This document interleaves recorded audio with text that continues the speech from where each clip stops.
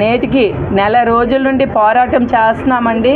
మీ అందరూ చూస్తున్నారు, మీడియా మిత్రులు మొత్తం చూస్తున్నారు.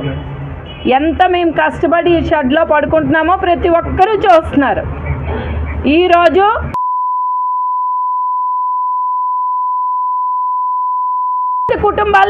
కుటుంబాన్ని పిల్లల్ని నాశనం చేసిన ఆవిడ ఒక భవానీ సిఐ.